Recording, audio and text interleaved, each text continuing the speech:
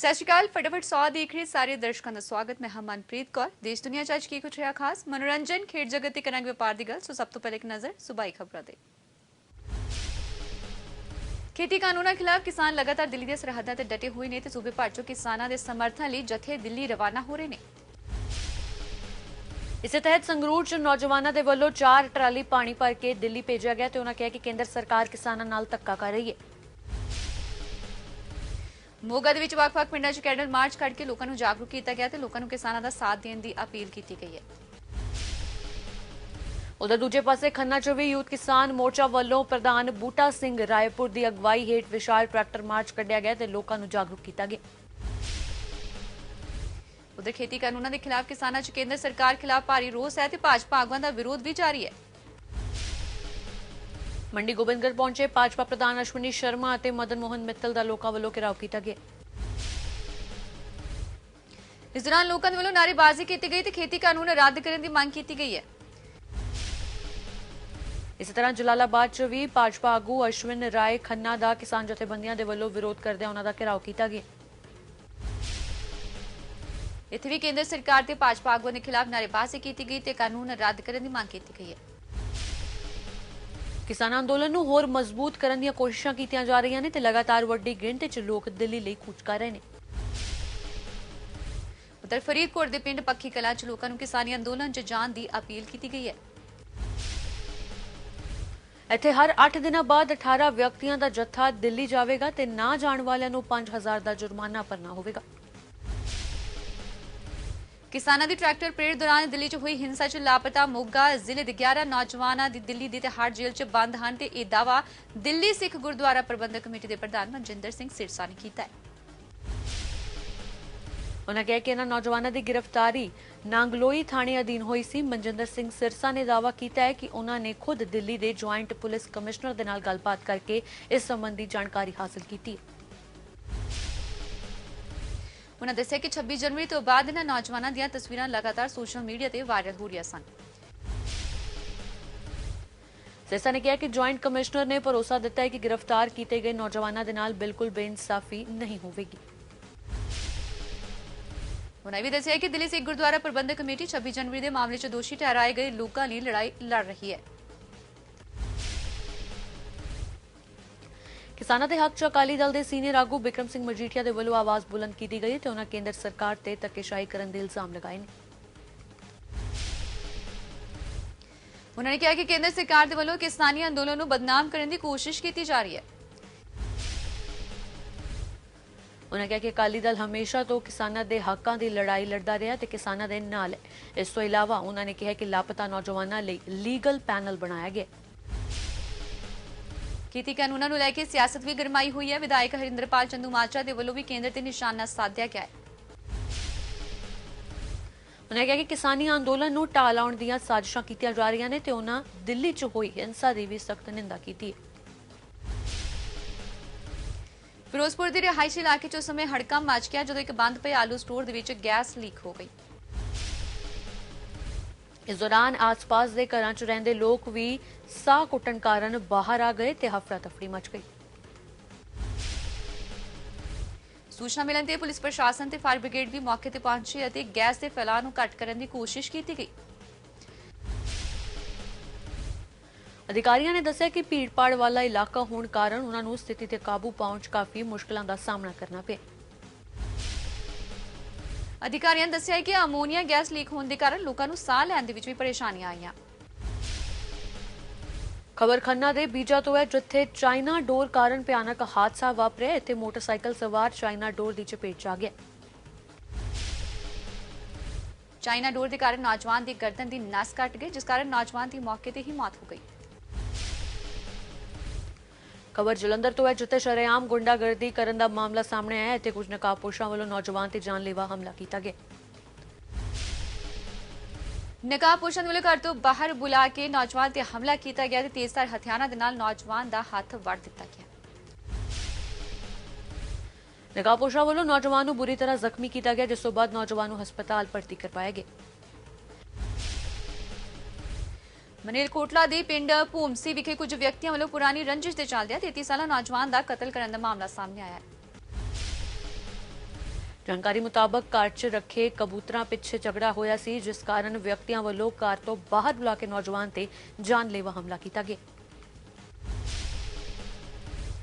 ਮ੍ਰਿਤਕ ਦੀ ਪਤਨੀ ਦਾ ਕਹਿਣਾ ਹੈ ਕਿ ਜਦ ਉਸ ਵੱਲੋਂ ਰੋਲਾ ਪਾਇਆ ਗਿਆ ਤਾਂ ਦੋਸ਼ੀ ਮੌਕੇ ਤੋਂ ਫਰਾਰ ਹੋ ਗਏ ਅਤੇ ਮਹਿਲਾ ਦੇ ਵੱਲੋਂ ਪਤੀ ਨੂੰ ਜ਼ਖਮੀ ਹਾਲਤ 'ਚ ਹਸਪਤਾਲ ਪਹੁੰਚਾਇਆ ਗਿਆ, ਜਿੱਥੇ ਉਸ ਦੀ ਮੌਤ ਹੋ ਗਈ। ਉਧਰ ਹੀ ਮੌਕੇ ਤੇ ਪਹੁੰਚੀ ਪੁਲਿਸ ਵੱਲੋਂ ਦੋਸ਼ੀਆਂ ਖਿਲਾਫ ਮਾਮਲਾ ਦਰਜ ਕਰ ਲਿਆ ਗਿਆ ਤੇ ਅਗਲੇਰੀ ਕਾਰਵਾਈ ਸ਼ੁਰੂ ਕਰ ਦਿੱਤੀ ਗਈ ਹੈ। ਫਿਲੌਰ ਦੇ ਪਿੰਡ ਭਾਰ ਸਿੰਘਪੁਰਾ ਦੇ ਵਿੱਚ ਅਣਪਛਾਤਿਆਂ ਦੇ ਵੱਲੋਂ ਧਾਰਮਿਕ ਸਥਾਨ ਤੇ ਗੋਲੀ ਚਲਾਈ ਗਈ। ਇੱਥੇ ਪੁਜਾਰੀ ਤੇ ਇੱਕ ਲੜਕੀ ਗੋਲੀ ਲੱਗਣ ਕਾਰਨ ਜ਼ਖਮੀ ਹੋ ਗਏ ਨੇ, ਜਿਨ੍ਹਾਂ ਨੂੰ ਡੀਐਮਸੀ ਹਸਪਤਾਲ ਦਾਖਲ ਕਰਵਾਇਆ ਗਿਆ। ਤੇ ਮੌਕੇ ਤੇ ਪਹੁੰਚੀ ਪੁਲਿਸ ਵੱਲੋਂ ਮਾਮਲਾ ਦਰਜ ਕਰ ਲਿਆ ਗਿਆ ਤੇ ਅਗਲੀ ਕਾਰਵਾਈ ਕੀਤੀ ਜਾ ਰਹੀ ਹੈ। ਹੁਸ਼ਿਆਰਪੁਰ ਦੇ ਪਿੰਡ ਅਲਾਬਾਦ 'ਚ ਇੱਕ ਨੌਜਵਾਨ ਦੇ ਵੱਲੋਂ ਸਹੁਰੇ ਘਰ ਖੁਦਕੁਸ਼ੀ ਕਰਨ ਦਾ ਮਾਮਲਾ ਸਾਹਮਣੇ ਆਇਆ ਹੈ। ਨੌਜਵਾਨ ਦੇ ਵੱਲੋਂ ਜ਼ਹਿਰੀਲੀ ਚੀਜ਼ ਨਿਕਲ ਕੇ ਆਪਣੀ ਜੀਵਨ ਲੀਲਾ ਸਮਾਪਤ ਕੀਤੀ ਗਈ ਹੈ।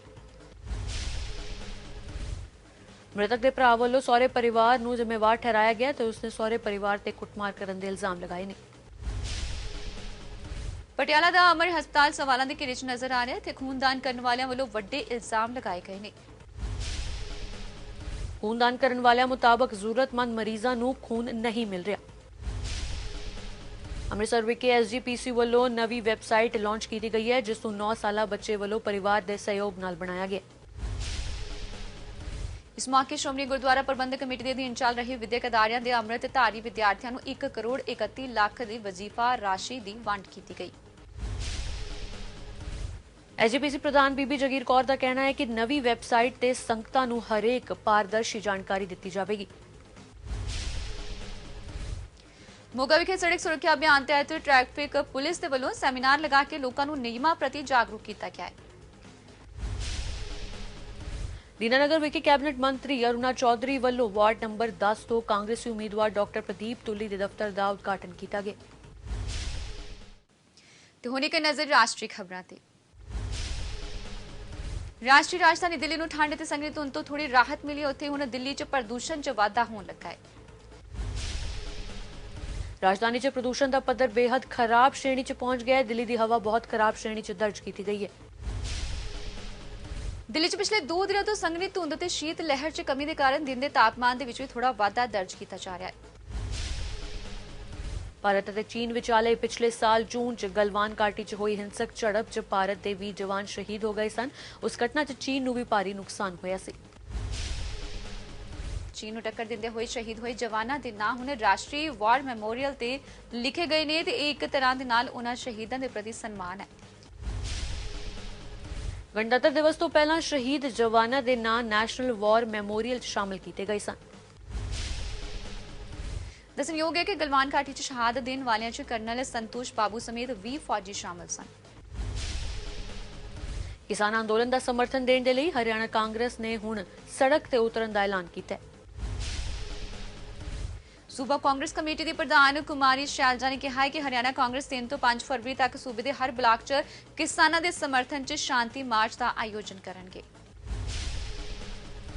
ਉਨ੍ਹਾਂ ਕਿਹਾ ਕਿ ਭਾਜਪਾ ਸਰਕਾਰ ਬੇਸ਼ਰਮੀ ਦੀਆਂ ਸਾਰੀਆਂ ਹੱਦਾਂ ਪਾਰ ਕਰ ਰਹੀ ਹੈ ਤੇ ਕਿਸਾਨਾਂ ਨੂੰ ਦੇਸ਼ ਧਰੋਹੀ ਐਲਾਨ ਕਰਨ ਦੇ ਲਈ ਸਾਰੇ ਹੱਥਕੰਡੇ ਅਪਣਾਏ ਜਾ ਰਹੇ ਨੇ। ਕਿਊਬਾ ਵਿੱਚ ਇੱਕ ਦਰਦਨਾਕ ਸੜਕ ਹਾਦਸਾ ਵਾਪਰਿਆ, ਜਿਸ ਵਿੱਚ 10 ਲੋਕਾਂ ਦੀ ਮੌਤ ਹੋ ਗਈ ਹੈ ਜਦਕਿ 25 ਜ਼ਖਮੀ ਦੱਸੇ ਜਾ ਰਹੇ ਨੇ। ਡਰਾਈਵਰ ਦੇ ਵਾਹਨ ਤੋਂ ਕੰਟਰੋਲ ਗੁਆਉਣ ਕਾਰਨ ਇੱਕ ਹਾਦਸਾ ਵਾਪਰਿਆ, ਜਿਸ ਤੋਂ ਬਾਅਦ ਜ਼ਖਮੀਆਂ ਨੂੰ ਹਸਪਤਾਲ ਦਾਖਲ ਕਰਵਾਇਆ ਗਿਆ। ਟਵਿੱਟਰ ਤੇ ਕਿਊਬਾ ਦੇ ਰਾਸ਼ਟਰੀ ਮਿਗੂਏਲ ਡਿਆਜ਼ ਕੈਨਲ ਨੇ ਹਾਦਸੇ ਤੇ ਦੁੱਖ ਦਾ ਪ੍ਰਗਟਾਵਾ ਕੀਤਾ ਹੈ।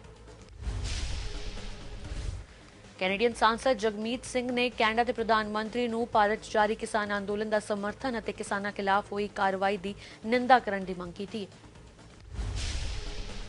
ਉਨ੍ਹਾਂ ਟਵਿੱਟਰ ਤੇ ਕਿਸਾਨਾਂ ਦੇ ਸਮਰਥਨ 'ਚ ਵੀਡੀਓ ਸੰਦੇਸ਼ ਜਾਰੀ ਕੀਤਾ, ਜਿਸ ਵਿੱਚ ਜਗਮੀਤ ਸਿੰਘ ਨੇ ਚੱਲ ਰਹੀ ਕਿਸਾਨੀ ਅੰਦੋਲਨ ਨੂੰ ਇਤਿਹਾਸ ਦਾ ਸਭ ਤੋਂ ਵੱਡਾ ਕਿਸਾਨ ਅੰਦੋਲਨ ਦੱਸਿਆ ਹੈ। ਕੈਨੇਡੀਅਨ ਸਾਂਸਦ ਨੇ ਕੈਨੇਡਾ ਦੇ ਨਾਲ-ਨਾਲ ਬਾਕੀ ਦੇਸ਼ਾਂ ਦੇ ਨੇਤਾਵਾਂ ਨੂੰ ਵੀ ਭਾਰਤ ਸਰਕਾਰ ਦੀਆਂ ਕਿਸਾਨਾਂ ਪ੍ਰਤੀ ਹਿੰਸਕ ਪ੍ਰਤੀਕਿਰਿਆਵਾਂ ਦੀ ਨਿੰਦਾ ਕਰਨ ਦੀ ਅਪੀਲ ਕੀਤੀ ਹੈ। यूएई ਨੇ ਪੇਸ਼ੇਵਰ ਨਾਗਰਿਕਾਂ ਨੂੰ ਆਪਣੀ ਨਾਗਰਿਕਤਾ ਪ੍ਰਦਾਨ ਕਰਨ ਦੀ ਘੋਸ਼ਣਾ ਕੀਤੀ ਹੈ। ਕੋਵਿਡ ਮਹਾਮਾਰੀ ਦੇ ਦੌਰਾਨ ਅਰਥ ਵਿਵਸਥਾ ਨੂੰ ਉਭਾਰਨ ਦੇ ਮੱਦੇਨਜ਼ਰ ਇਹ ਕਦਮ ਚੁੱਕਿਆ ਗਿਆ ਹੈ। ਦੁਬਈ ਦੇ ਉੱਚ ਅਧਿਕਾਰੀਆਂ ਨੇ ਕਿਹਾ ਕਿ ਇਹ ਪ੍ਰਸਤਾਵ ਕਲਾਕਾਰਾਂ, ਲੇਖਕਾਂ, ਡਾਕਟਰਾਂ, ਇੰਜੀਨੀਅਰਾਂ ਅਤੇ ਵਿਗਿਆਨੀਆਂ ਦੇ ਨਾਲ-ਨਾਲ ਉਹਨਾਂ ਦੇ ਪਰਿਵਾਰਾਂ ਨੂੰ ਵੀ ਨਾਗਰਿਕਤਾ ਦੇਣ ਤੇ ਲਾਗੂ ਹੋ ਸਕਦਾ ਹੈ। ਦੇਸ਼ ਦਾ ਨਾਗਰਿਕ ਬਣਨ ਤੋਂ ਬਾਅਦ ਵੀ ਉਹ ਆਪਣੀ ਪੁਰਾਣੀ ਨਾਗਰਿਕਤਾ ਬਰਕਰਾਰ ਰੱਖ ਸਕਦੇ ਨੇ। ਪਰ ਅਜੇ ਇਹ ਸਪਸ਼ਟ ਨਹੀਂ ਕੀਤਾ ਗਿਆ ਕਿ ਨਾਗਰਿਕਤਾ ਪਾਉਣ ਵਾਲੇ ਨਾਗਰਿਕ ਨੂੰ ਵੀ ਮੂਲ ਨਾਗਰਿਕਤਾ ਦੇ ਬਰਾਬਰ ਹੀ ਅਧਿਕਾਰ ਪ੍ਰਾਪਤ ਹੋਣਗੇ ਜਾਂ ਨਹੀਂ।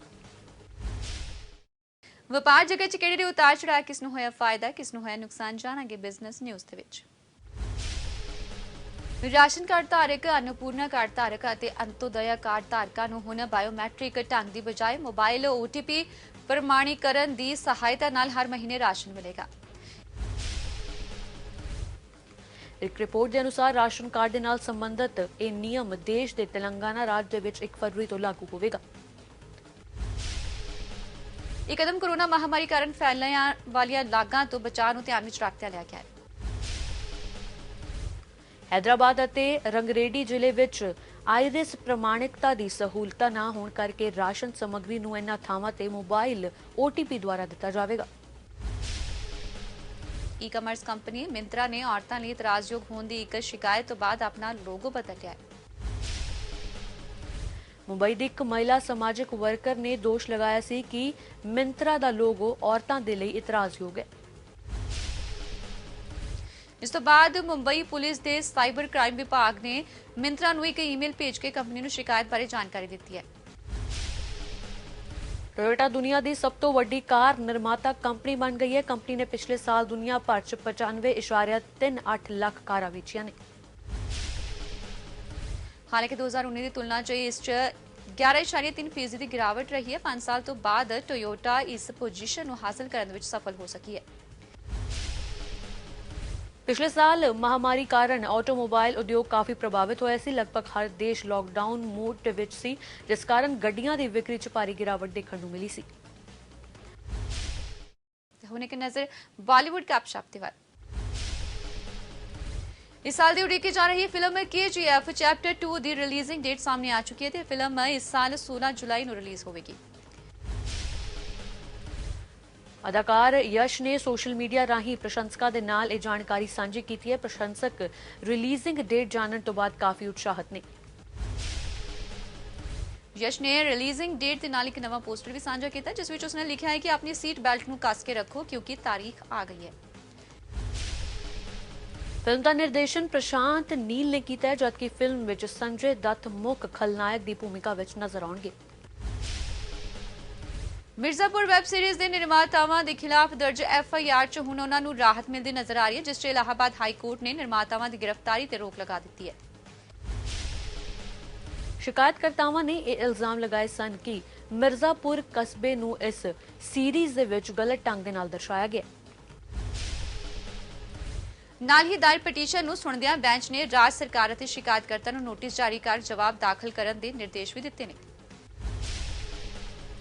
ਮੁੜ ਤੋਂ ਸਲਮਾਨ ਖਾਨ ਤੇ ਬਿਗ ਬੌਸ 14 ਦੇ ਮੇਕਰਸ ਦਰਸ਼ਕਾਂ ਦੇ ਨਿਸ਼ਾਨੇ ਤੇ ਆ ਗਏ ਨੇ। ਦਰਸ਼ਕਾਂ ਨੇ ਸਲਮਾਨ ਖਾਨ ਤੇ ਬਿਗ ਬੌਸ ਦੇ ਮੇਕਰਸ ਦੀ ਸੋਸ਼ਲ ਮੀਡੀਆ ਤੇ ਜੰਮ ਕੇ ਆਲੋਚਨਾ ਕੀਤੀ ਹੈ।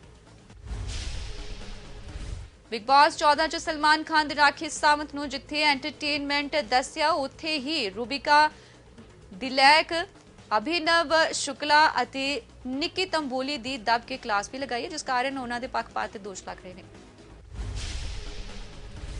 ਇਨ੍ਹਾਂ ਆਲੋਚਕਾਂ ਚੋਂ ਇੱਕ ਰੂਬੀਨਾ ਦਿਲੈਕ ਦੀ ਭੈਣ ਜੋਤਿਕਾ ਦਿਲੈਕ ਵੀ ਹੈ। ਉਹਨਾਂ ਨੇ ਸਲਮਾਨ ਖਾਨ ਅਤੇ ਮੇਕਰਸ ਤੇ ਟਵੀਟ ਰਾਹੀਂ ਗੁੱਸਾ ਕੱਢ ਕੇ ਪੱਖਪਾਤ ਕਰਨ ਦੇ ਦੋਸ਼ ਲਗਾਏ ਨੇ।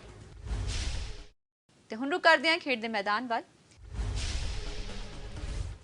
ਸੌਰਵ ਗਾਂਗੁਲੀ ਨੂੰ ਸਰਜਰੀ ਤੋਂ ਬਾਅਦ ਹਸਪਤਾਲ ਤੋਂ ਛੁੱਟੀ ਮਿਲ ਗਈ ਹੈ। ਉਹਨਾਂ ਦੀ ਹਾਲਤ ਹੁਣ ਸਥਿਰ ਦੱਸੀ ਜਾ ਰਹੀ ਹੈ। ਗਾਂਗੁਲੀ ਦੇ ਦਿਲ ਦੀਆਂ ਧਮਨੀਆਂ ਬਲੌਕ ਹੋਣ ਤੋਂ ਬਾਅਦ ਉਹਨਾਂ ਨੂੰ ਇੱਕ ਵਾਰ ਫਿਰ ਤੋਂ ਹਸਪਤਾਲ ਦਾਖਲ ਕਰਵਾਇਆ ਗਿਆ, ਜਿੱਥੇ ਹੁਣ ਇਲਾਜ ਤੋਂ ਬਾਅਦ ਡਾਕਟਰਾਂ ਨੇ ਉਹਨਾਂ ਨੂੰ ਘਰ ਜਾਣ ਦੀ ਇਜਾਜ਼ਤ ਦੇ ਦਿੱਤੀ ਹੈ। ਦਿਲ ਸੰਬੰਧੀ ਦਿੱਕਤਾਂ ਦੇ ਕਾਰਨ ਗਾਂਗੁਲੀ 1 ਮਹੀਨੇ 'ਚ ਦੂਜੀ ਵਾਰ ਹਸਪਤਾਲ 'ਚ ਦਾਖਲ ਹੋਏ। ਇਸ ਤੋਂ ਪਹਿਲਾਂ ਉਹਨਾਂ ਨੂੰ ਹਸਪਤਾਲ 'ਚ ਦਾਖਲ ਕਰਵਾਇਆ ਗਿਆ ਸੀ ਤਾਂ ਉਹਨਾਂ ਨੂੰ ਟ੍ਰਿਪਲ ਵੈਸਟ ਡਿਜ਼ੀਜ਼ ਹੋਣ ਦਾ ਪਤਾ ਲੱਗਾ ਸੀ। ਰਹਾਨੇ ਦੇ ਘਰ ਪਰਤਣ ਤੇ ਉਸਦਾ ਜ਼ਬਰਦਸਤ ਸਵਾਗਤ ਹੋਇਆ। ਉਸਦੇ ਸਵਾਗਤ ਵਿੱਚ ਕੰਗਾਰੂ ਬਣਿਆ ਹੋਇਆ ਕੇਕ ਵੀ ਲਿਆਂਦਾ ਗਿਆ ਸੀ, ਪਰ ਰਹਾਨੇ ਨੇ ਉਹ ਨਹੀਂ ਕੱਟਿਆ। ਇਸ ਦੀ ਵੀਡੀਓ ਵਾਇਰਲ ਹੋਣ ਤੇ ਰਹਾਣੇ ਦੀ ਕਾਫੀ ਸ਼ਲਾਘਾ ਹੋ ਰਹੀ ਹੈ ਕਿਉਂਕਿ ਕੰਗਾਰੂ ਆਸਟ੍ਰੇਲੀਆ ਦਾ ਰਾਸ਼ਟਰੀ ਪਸ਼ੂ ਹੈ ਤੇ ਰਹਾਣੇ ਹਾਲ ਹੀ ਦੇ ਵਿੱਚ ਆਸਟ੍ਰੇਲੀਆ ਦੇ ਵਿੱਚ ਟਰਾਫੀ ਜਿੱਤ ਕੇ ਪਰਤੇ ਸਨ। ਇਸ ਬਾਰੇ ਪੁੱਛਣ ਤੇ ਰਹਾਣੇ ਨੇ ਕਿਹਾ ਕਿ ਕੰਗਾਰੂ ਆਸਟ੍ਰੇਲੀਆ ਦਾ ਰਾਸ਼ਟਰੀ ਪਸ਼ੂ ਹੈ ਤੇ ਜੇਕਰ ਅਸੀਂ ਜਿੱਤੇ ਵੀ ਹਾਂ ਤਾਂ ਵੀ ਸਾਨੂੰ ਵਿਰੋਧੀਆਂ ਦਾ ਸਨਮਾਨ ਕਰਨਾ ਚਾਹੀਦਾ ਹੈ। ਬ੍ਰਿਟਿਸ਼ ਬਾਕਸਰ ਕੈਲ ਬਰੂਕ ਨੇ ਸੋਸ਼ਲ ਮੀਡੀਆ ਰਾਹੀਂ ਖੇਤੀ ਕਾਨੂੰਨਾਂ ਦੇ ਖਿਲਾਫ ਆਪਣਾ ਰੋਸ ਪ੍ਰਗਟਾਉਂਦਿਆਂ ਇੱਕ ਟਵੀਟ ਕੀਤਾ ਹੈ। ਉਹਨਾਂ ਨੇ ਆਪਣੇ ਟਵੀਟ 'ਚ ਸਟਾਪ ਦਿਸ ਨਾਓ ਅਤੇ #ਜਸਟਿਸ ਫॉर द ਕਿਸਾਨ ਲਿਖ ਕੇ ਇੱਕ ਤਸਵੀਰ ਸਾਂਝੀ ਕੀਤੀ ਹੈ। ਉਹਨਾਂ ਦੇ ਇਸ ਟਵੀਟ ਤੇ ਹੁਣ ਤੱਕ 2800 ਲੋਕ ਕਮੈਂਟ ਤੇ 15000 ਤੋਂ ਵਧੇਰੇ ਲੋਕ ਰੀਟਵੀਟ ਕਰ ਚੁੱਕੇ ਨੇ ਤੇ 30000 ਤੋਂ ਵਧੇਰੇ ਲੋਕ ਇਸ ਟਵੀਟ ਨੂੰ ਲਾਈਕ ਕਰ ਚੁੱਕੇ ਨੇ। फटाफट सोच बस इतना ही। मैं दी इजाजत। धन्यवाद।